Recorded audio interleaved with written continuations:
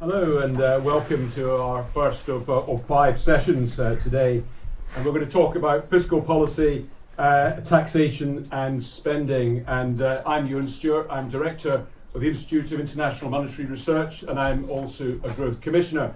I'm absolutely delighted to have two guests with me today. Doug McWilliams, we've spoken many times together, a fellow Growth Commissioner, and he founded the CEBR as leading economic consultancy, and it's known for its expertise in economic modelling.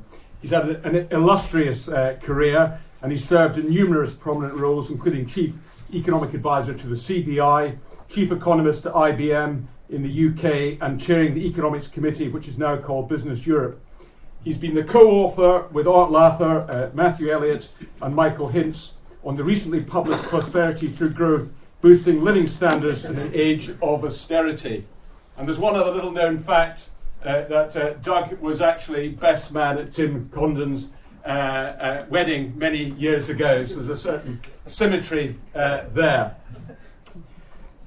Dr. Andrew Lilico, we've not shared a platform before, but I've followed your work very closely, so it's a great honour to be with you today. Andrew is, of course, the Executive Director and Principal of Europe Economics, an economic consultancy, and in that role he works extensively on policy questions for many government agencies and other stakeholders around the world on topics such as financial regulation, price caps and utilities, and environmental policies and taxes, as well as competition cases and other legal disputes. In his former role as Chief Economist of Policy Exchange, he developed what the BBC described as the essential theory behind the 2010 coalition's fiscal consolidation plans. During the EU referendum, he was chairman of Economists for Britain in Vote Leave. He's also a fellow of the Institute of Economic Affairs and chair of the IEA Shadow Monetary Policy Committee. So thank you. And the format today is, I thought I would just lead with a brief introduction on what I see as the fiscal issues facing us. Doug will then look at some of the more micro issues, and then we'll have a discussion and plenty of time for questions from the floor. So if there's a problem, it's good to know that we're in a hole. If we don't think there is a hole, it's very difficult to get out of the hole. And I think many people in this room realise that the UK economy is in a significant mess. But that's not universally held, I think, as a view. I was privileged to meet some people from the UK Central Bank a couple of weeks ago, and they believe they've played it like a Stradivarius. They believe that all sorts of problems that have been thrown at them from the war in Ukraine, or whatever it might be, and they have sailed through and navigated choppy waters quite brilliantly. Well, you can form your own view as to whether you think that is right or not. But I think it's quite interesting to look at what Lucy Rigby, the Economic Secretary of the Treasury, said. One of her quotes: "Austerity left deep and lasting scars in our economy and wider society. And now the other parties want to go there again, proving they've learned absolutely nothing." There is, I think, in the mainstream, a view that actually there has been nasty austerity over the last few years. We're going to explore that, because if we don't actually understand where we are as a starting point, it's very difficult to get out of the mess that we're in.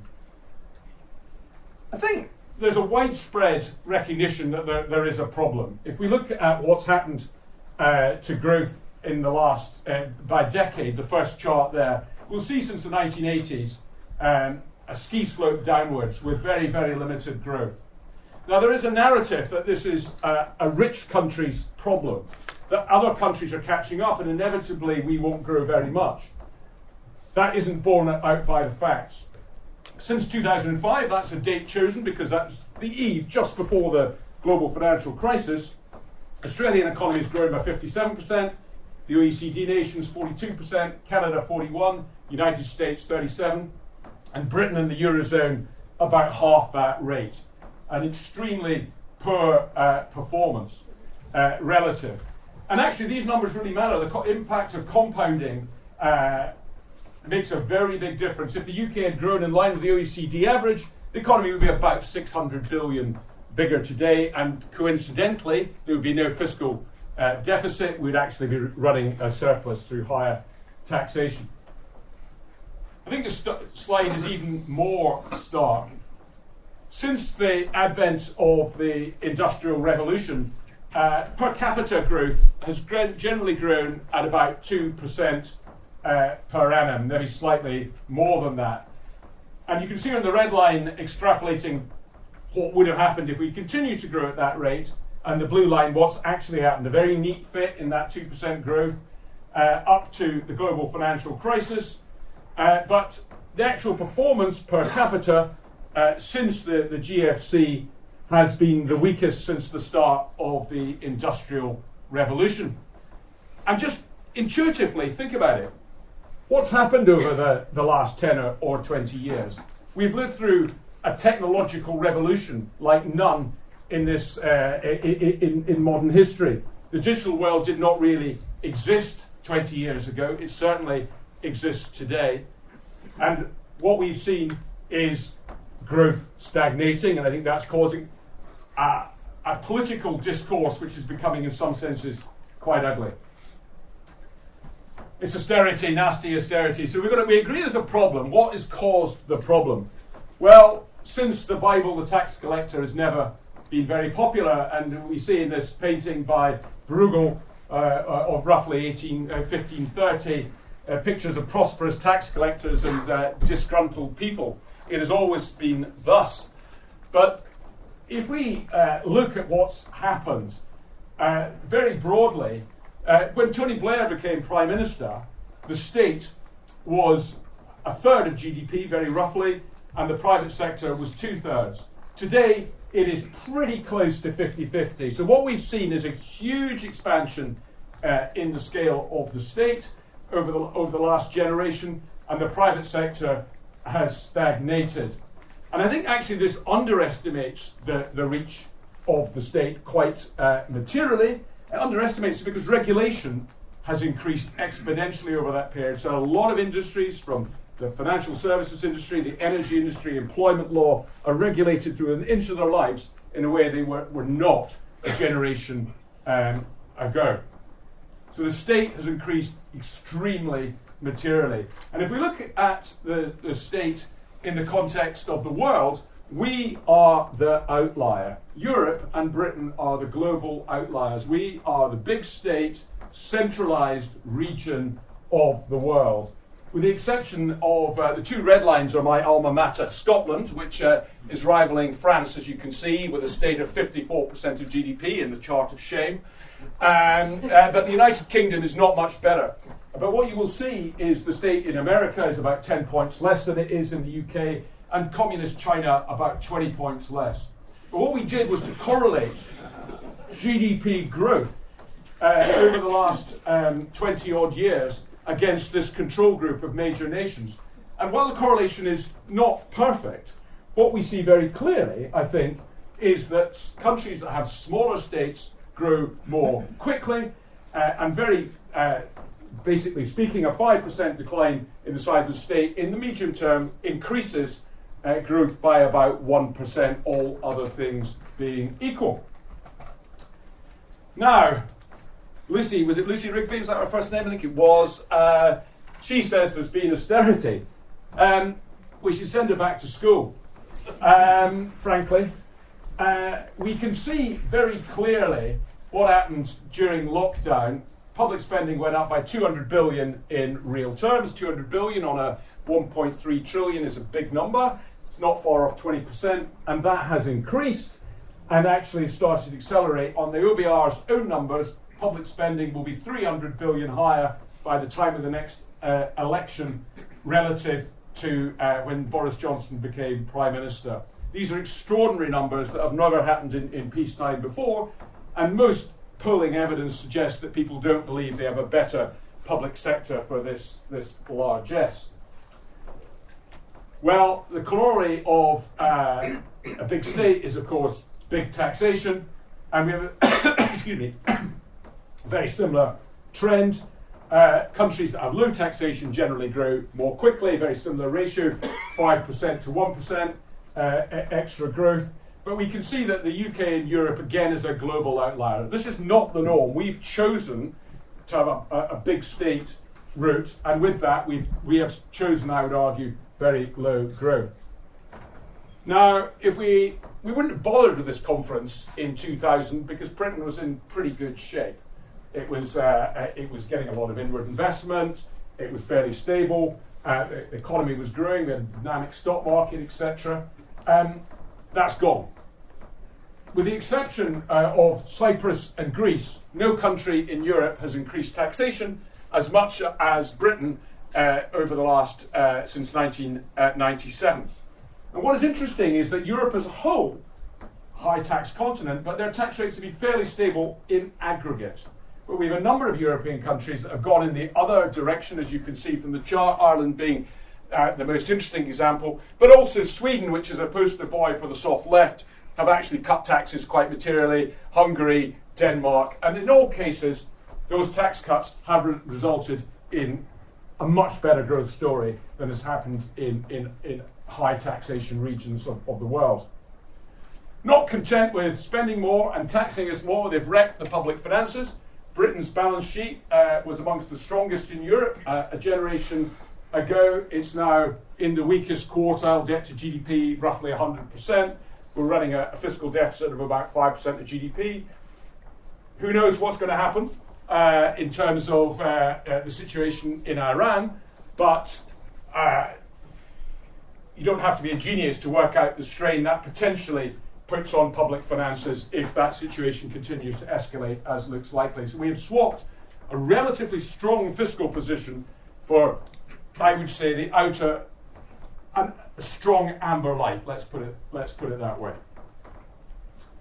Now this chart's a little unrelated, but I think it's worth talking about. And we're simply looking here at the 10 biggest quoted companies in America, Europe, and the UK. And apart from the fact that the American companies are about 10 times the size, what is interesting is the European companies are very focused on luxury goods and utilities. The UK companies are very focused on pharmaceuticals, utilities, banks, etc. And in most of those cases, these are old companies that have been around for 100 plus years. The American list of the greatest companies by market cap: Nvidia, Apple, Alphabet, Microsoft, Amazon, Meta, Broadcom, Tesla. All of them are less than 25, maybe 30, 40 years old. And none of them were founded with the help of government, as far as I can see. And they all came from a bright idea in new technology. You've got to get down to Berkshire Hathaway and Walmart before you get a more traditional bricks and mortar company or an investment company. So, not far from Buckingham, a bit west and a bit north, the Industrial Revolution was born. And we've completely missed, as has Europe, the current digital revolution, AI revolution. Of course, we've got some interesting companies in the fintech space and elsewhere. But I think it's maybe a point for discussion with the panel. Why is it that this part of the world that discovered modernity 200 years ago is slipping into obscurity? And with that, I'll hand over to Doug. Well done, you. Thank you very much. I think you have to be Scottish to speak in this macro session for some reason. It's a sort of peculiar form of apartheid. I'm Doug McWilliams, and I share with you in the macro commenting role for the Growth Commission. I'll add a few words before Andrew does, and then we want to open the floor to discussion and questions. I would slightly take issue with Ewen that I think that the UK economy could be turned around surprisingly quickly. We have a really strong tech sector in the UK. I wrote about it in my book, The Flat White Economy, 10 years ago. Digital in the UK It's now 25% of the service sector by turnover, and it's been growing 6% real over the last 10 years. And even in the last 2 years, when growth in the overall economy has pretty well slowed to a standstill, it's still grown by 3% in each year. So we have a strong sector, but we're doing our best to kill it, sadly. If we weren't doing our best to kill it, it would be there to drive us forward. Our super strengths, as Ewen did point out, was not so much in inventing tech, but in using it. And my theory has always been with tech, and I was chief economist of IBM in the UK, that actually the gains from tech don't typically go to the producers only. They go much more to the people who use it. I mean, that's actually the selling pitch that the IBM salesman used to make. That if you take up this stuff, you are going to be so much more productive and do so much better. I think that's where the gains are. You just need to get the basics right. And I list here what Arthur Laffer's called the 5 kingdoms of economics. Now, Shankar and I have been putting together models for the Growth Commission. And what I tried to do is just estimate what getting us from where we are today to best in class would do in each of these areas if we improved our economy that much. Tax reform and tax reduction could give us about 15% of GDP, very roughly, if it got up to best in class. Cheaper and lower public spending, 5 to 10%, but also it enables the tax reduction. So it really should also get some of the 15% from the tax side. Better fiscal and monetary policy, in normal circumstances, it adds between 5 and 10%. But of course, we live today not in normal times. I think in some ways, the crisis we're going through reminds me a bit of the Yom Kippur War. So many guys in the 1970s at the moment, and this is yet another. And the Yom Kippur War hit the UK especially hard because we were the weakest economy and we could yet face the same problems. Freer trade, again, there's plenty of scope there. But the biggest single area for boosting GDP if we get to best in class, on the models, especially the ones that Shankar and his team have worked on, is deregulation of various different kinds, labour market, energy, etc. And the gain there is up to 40%. That's big money. And it's not, politically it's difficult, but economically it's not too difficult to work out what the policies are that would give you these benefits. I'll just list very quickly here what we put forward in the various Growth Commission documents, the priority policies there. Keeping government spending under control, improving, reversing the deterioration in the labour market legislation. Planning is a big one, but not just planning, also things like removing the excessively onerous safety requirements. You know, if you need 2 staircases to build a relatively small block of flats, you can't make it economic. If you have anti-landlord legislation, you don't get new money coming in to build property for rent. And if you don't have property for rent, it should not be a surprise that the price of rental property goes up hugely compared with the cost of buying the property. Energy is high focus at the moment, and I don't need to tell you what we're getting wrong there.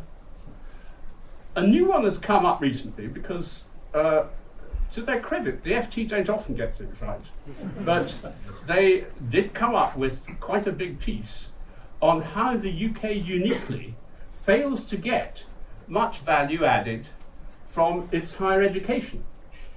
And they showed that the graduate premium in the UK had dropped from 80% to 45%, at a time when in every other country it had stayed roughly unchanged. Our analysis of that is it's a lot to do with the system for repaying student loans, which encourage you not to earn money. It encourages you to become a musician. It encourages you to be an artist. It encourages you to be a writer. All worthy stuff. But And it means, for example, there are 7 pubs in the street where I live. On a Friday night, there's live music in each of them, all paid for by their bloody student loans, which they don't intend to repay. 83% of graduates do not repay their student loans. 40% of all the money that's lent to them doesn't get paid back. So it's a stupid system. And by the time you go through the economics of it, I'm not even sure that the system for repaying brings you any net money if you think of the growth destruction that comes from our system. Tax reform, of course, and then other people will talk about this, but avoiding anti-growth own goals. Can I just focus on this chart here? Because I think we're all aware that public spending is a problem. I'm not sure how many people are aware of the differential trends in central and local government.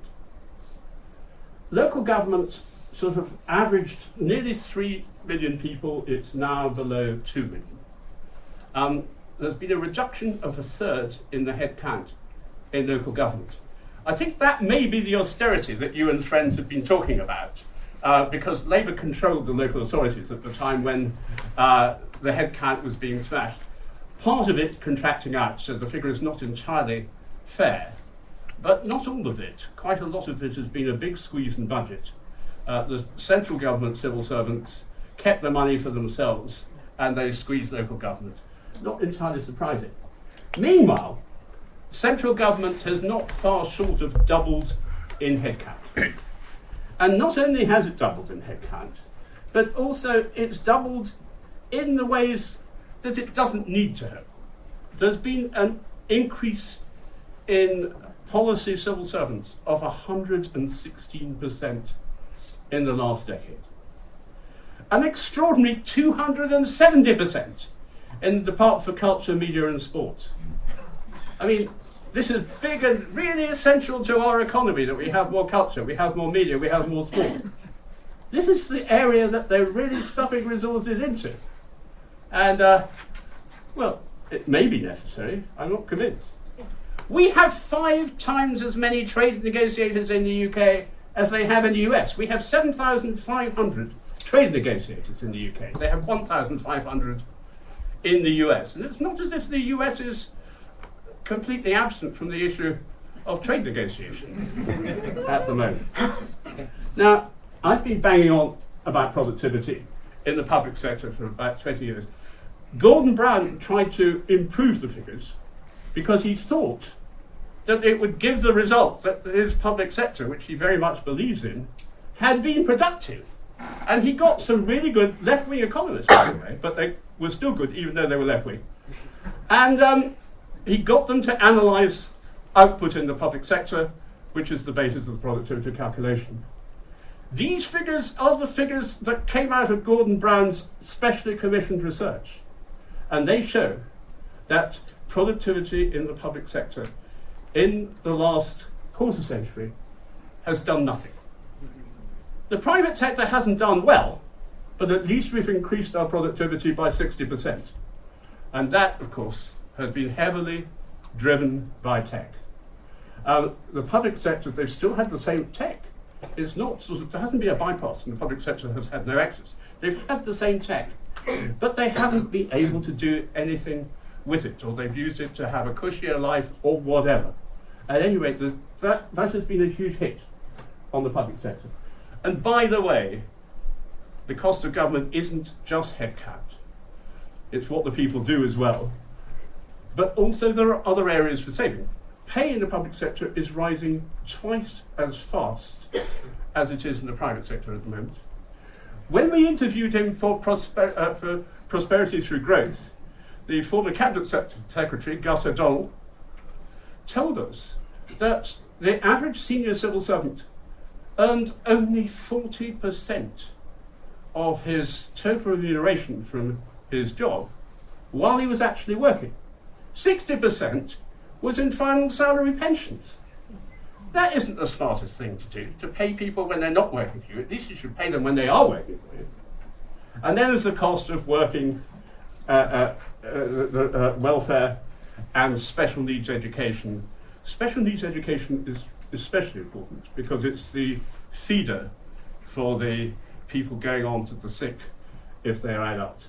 And so it provides about half of the growth of the people who are on various sickness benefits. So it's hard to control sickness benefits if you don't control the special need feeder. So there's a huge agenda of things we need to do.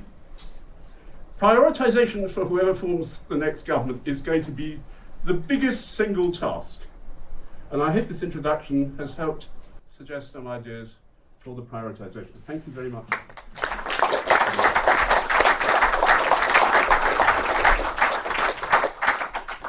Andrew, do you want to respond? Yes. Is this working? You can all hear me fine? Yes. You can't hear. This isn't working. Yeah, no, I don't think this is working. I can holler though. Let's see whether that one's working. Hello? No, that one's not working either. I'll holler. So I want to combine a little bit of preaching to the choir, though, telling you you're much more sinful than you might think, with a bit of questioning our own assumptions. So start with my preaching to the choir bit. In the early 2000s, the UK spent about 35% of GDP. That was also achieved in the mid-1980s, about 35% of GDP. Now we spend about 45% of GDP. Ewen did this research there. It's not only research done by those on the more free market end of things. The academic consensus, so endorsed by bodies such as the European Commission, has a rule of thumb that once you go above about 25% of GDP, so there's some initial spending which will contribute to growth. Once you go above about 25% of GDP, each additional 10% of GDP will take 1% off your annual GDP growth rate. That's the basic rule of thumb. A little bit north of that for spending, but that's the rough numbers. So if you had, back in the early 2000s, the UK was growing, some of you may remember, 2.5%, 2.75% of GDP we thought was the sustainable growth rate. Now, more like 1%. So of that difference, that 1.75% difference, more than half can be attributed simply to the rise in spending relative to GDP, that 10% increase. And a lot of people will tell you something about, we have to spend more these days because of health and the aging society. No. The vast majority of that rise has occurred since 2018-19. Back just before lockdown, we were spending 39% of GDP. After lockdown, even in the immediate aftermath, we've never gone back. So we went up to 45% of GDP, and so went up above 50% during lockdown. We haven't decided we're going to go back below 45% of GDP. That's 6% of GDP rise just before then. That should be our absolutely minimum ambition, to be back where we were before lockdown. And if you think about some of the discussions people have, people still think it's very bold if they say, we're going to cut 30 billion or 40 billion of public spending. That 6% of GDP is 180 billion. 180 billion should be your minimum ambition for the reduction in public spending. If you wanted to get back to where we had healthy GDP growth, healthy relationship between GDP and the public sector and the state, you should be aiming to get back to that 35% that we had back in the Blairite days, back in the mid-1980s. That would be 300 billion off your spending. Those are the right kind of numbers to be thinking about. And the current situation, we have 95% debt to GDP, running about a 5% GDP deficit. The aim here, back in the 2010s, when those were people were kind enough to credit me with having some influence on the austerity program, the rule of thumb which we devised, which was then adopted by the IMF around the world, was that in a major fiscal consolidation, you should have a ratio of about 80% spending cuts to 20% tax rises. That ratio is precisely reversed at the moment in Rachel Reeves' plans. It's 80% tax rises and 20% spending cuts, if you believe any of those spending cuts, which are all scheduled to happen immediately before the general election, if you believe any of them are actually going to happen. That is a very heavily tax-oriented adjustment, which she has in mind, to get rid of the 5% or so of GDP deficit that we still have. Can't keep going with the 5% GDP deficit if you're going to hope to have 2% inflation and 1% GDP growth, because your debt will just explode relative to GDP over time. So you've got to get that down somehow Now, what she has in mind is big tax rises. That's taking net taxes to GDP to around 38% is what she's scheduled. In the UK, we've never, for over any sustained period, had it be more than a little bit north of 33. We've had individual years. So in the late 60s, we had 1 year when it was 35. Early 80s, we had 1 year where it was 34. But this period that we're in is a grand experiment. 5% of extra, 20% rise in taxes, really, relative to where they were. Nearly 20% rise in taxes relative to where they'd ever been on a sustainable basis in the past. And I think it's extremely doubtful whether the UK economy will actually be able to deliver that. Reeves is already funding that when she scheduled rises above 37, she didn't make them last year. She scheduled a rise in tax relative to GDP. It didn't, in fact, rise. The economy found a way not to do it. The nominal GDP went up, there was higher inflation and so on. It didn't get there. I doubt very much whether she's going to get to her numbers. And so I think that the fiscal situation is even worse than the projections look because the taxes will not come in. You know, our kind of economy has been very good at attracting. We used to think it was a virtue that we attracted high-income individuals and internationally mobile capital. That creates that we call that competitiveness, that kind of attraction of factors of production. But if you then tax them, then they go away. That's exactly what happens. That's exactly what's been happening over the past couple of years. And you may say, well, okay, so you chase them away. I mean, why can't we have tax to GDP like France or Germany? We can. But that means a very different structure of your economy, much more manufacturing, things of that sort. Our economy is geared around those internationally mobile factors of production. So we then have the jobs which the high income internationally mobile people do, the business consultancy, the economics consultancy, the design roles and things of that sort. If we chase them away, financial services, legal services, if we chase them away, eventually we can restructure our economy. But that's not going to be a solution to our fiscal problems in the short term. So something has to give. That, I think, is my preaching to the choir bit. Now I'll do my questioning our own assumptions bit. So if I were to think of one concern that I have about some of the stories that we tell, it relates to this. About 70% of innovation is process innovation. 30% or so is product innovation. So the vast majority of growth comes over the long term at the cutting edge of growth internationally from finding better processes for doing things.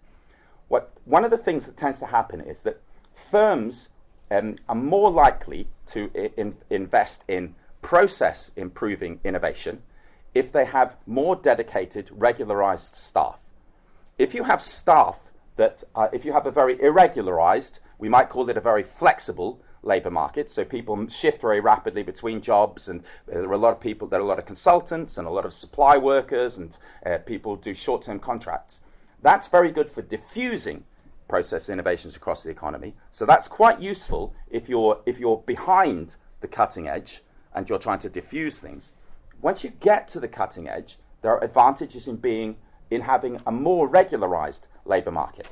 Now, you might say, well, what am I saying then? Are you saying that there should be lots of extra labour market regulation? Well, I think that part of the reason the UK has such an irregularised labour market is a consequence of regulation. So, for example, I would point at the minimum wage. If you have a high minimum wage, one of the side effects of a high minimum wage is you want to have less regularised workers, because you've got the risk, if you commit to having those workers in, that you're going to be paying them to do nothing for a longer time.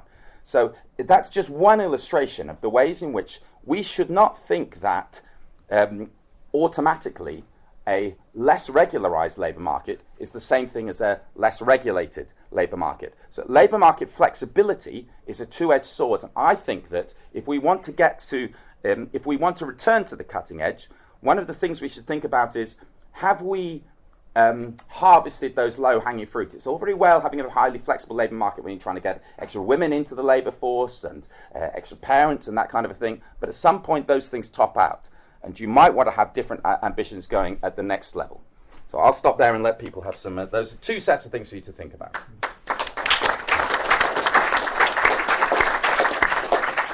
Well, Andrew, thank you very much indeed. I think there's a quite high degree of agreement between us. There's a picture up there of the Renaissance. Is the Renaissance possible? And I think it is actually. I produced a paper on the growth situation in Europe, and the picture is extremely bleak, but it's not universally bleak actually. There are North Europe, France, Germany, Britain performing very badly, but actually large parts of Eastern Europe performing pretty well. Sweden performing quite well from a very high tax base, started to reduce its taxes and size of the state. There's other factors at play there as well, not least their approach to lockdown. But I'm really interested in Eastern Europe. Absolute basket case a generation ago. And we're looking at Poland being potentially richer per capita than this country within 10 years. So they're doing something right that we're not doing. There's other examples, the Irish example, an economy which was severely disadvantaged, has used tax measures very aggressively, probably in a way a large economy can't do in fairness, to being one of the most prosperous in Europe. So I agree with Doug. I think actually redemption is extremely possible. And I think in this country we're actually still, despite, I think, significant policy errors over a long period of time, we still have clusters of strategic advantage. The city is obviously one. The English language is one. Elite education, cultural and sporting assets.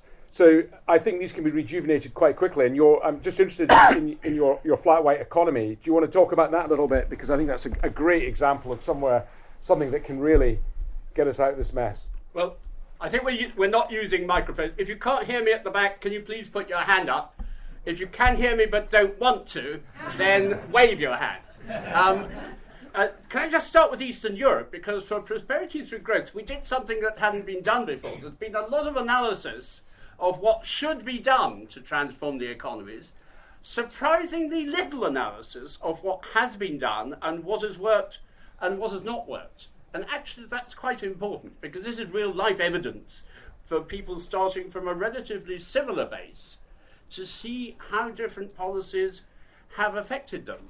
And I'm just going to quote you something. Those transition economies with a tax share below 30% of GDP have grown GDP per capita at an annual rate of 5%. Those with a tax share between 30 and 40% have grown GDP by 4%, while those with a tax share of GDP above 40%, they've grown by 3%. Now that's very similar to what Andrew said earlier, but it's evidence that the different policies, those that have gone for a smaller state, have ended up with faster growth and faster transformation, which is part of what we're saying. Flat white economy, in some ways, it's mirroring Andrew's point about process innovation rather than product innovation. It's not quite the same thing, but our super strength does seem to be in using the gains from technology and translating into all sorts of things. We've been way ahead of the rest of the world for many years in e-commerce. We are number 3 in the world, allegedly, in AI, and we are, I think, probably number 2 in the world in fintech. And these things are exploding. I think the fact the flat white economy is just next door to the city probably helps with fintech. But what are we doing about it? There are 2 main sources of growth there. The first is money, because you need a lot of startup money. And the second is talented people. And we're shooing them away. We're shooing them away with high taxes, we're shooing them away with inheritance taxes and so on. The sort of people you're talking about are people who are in more than one place. They often have homes in more than one country. They have backgrounds often from abroad, but they're operating in the UK. They are very mobile. And once you tax them to their detriment, they take advantage of that, because the flat white economy is par excellence an economy that is mobile. So to make it work, it can work, it is working, and it has been working, but it may not work in the future if we tax the people away. I think to put some granularity on that, I mean, there's been a great debate about the levels of migration in the UK, but what perhaps hasn't had the focus it deserves is the emigration away. So last year, north of 250,000 people chose to leave these shores. A small number of them are the so-called millionaires, and Britain is exporting more of those than almost any country on earth. But an awful lot of these people are actually, unfortunately, people in their 20s and 30s who we've invested very heavily in terms of education, and they're pretty bright and pretty smart. And unfortunately, they're seeing a tax structure, particularly with student loans, which you talked about earlier, but also opportunity, which is seeping away. And I think we need to address that leakage of high quality people and reverse that pretty urgently. I don't know what you think, Andrew. There's many complex things to say about immigration, but I think one thing, I think that with the demographic crisis in Europe, in continental Europe in particular, one of the side effects of that is likely to be a boost to GDP per capita, because you then have more capital. You've got your same basic amount of infrastructure, and it's going over fewer people. So over time, you're going to get some advantages of that until your infrastructure gets too badly degraded. Conversely, where you have the high immigration countries, Switzerland, Norway, UK, the high net immigration will tend to be associated with lower GDP per capita growth. The flip side of that might be the countries which are exporting them. It might be a factor with Poland and so on, might be gaining. But for the immigrating countries, you're going to tend to have slower growth, because although you get some benefits from job matching and labour market advantages of that sort, immigrants tend to come, partly because of the time they are in life and so on, with less capital of their own. So they have less capital, and that then means that for your and you don't takes quite a while, in fact, decades, for the capital stock to adjust from capital inflows. So you have a period when you've got your immigrants coming in where you have more workers per unit of capital. So that tends to mean that your returns to capital go up because you've got more workers working them, and your returns to labour will go down. A side effect of that is that you get increased inequality as a consequence of immigration. And if you have systems, either political or in some cases, indeed, just the basic way your tax and benefit system work, that automatically adjust to take inequality away, a side effect of that can then be that because you've increased the inequality as a consequence of your immigration, you reduce the wealth. You can actually lead, probably isn't the case for the UK, but it probably is the case for Switzerland. You reduce the net income of the pre-immigration citizens. You can actually make people worse off through immigration, through this mechanism. And I think that's an underestimated factor in what we've got. It's an extra strain for us. There are lots of good things about immigration, lots of good cultural things, but it does create that side effect. And the obvious side of that is, when we get into a world in the future where countries are going to find that they have declining demographics, there will be at least a phase when they pick up. So we should look ahead to this, and we shouldn't suddenly start to think, oh, Europe has solved all of its economic issues when its GDP grows a little bit faster as its population is rapidly declining. I think that's a really interesting point, because the part of Europe performing best is Eastern Europe, and in actual fact, in many parts of Eastern Europe, the population is in slight decline. So I think what is important isn't the absolute level of GDP, it's the GDP per head, pretty obviously so. And I think one of the things that we've tried to do is shift that debate, because that's what really matters. And I think the Treasury's idea that we must import lots of people to boost GDP and fill services, etc., simply doesn't hold water. It matters a bit. I mean, if you might be invaded, then you might care how big your absolute economy is. Yeah. Well, maybe. Well, on that excellent point, we're going to draw the first session to a close. Thank you very much indeed, Doug and Andrew. Thank you.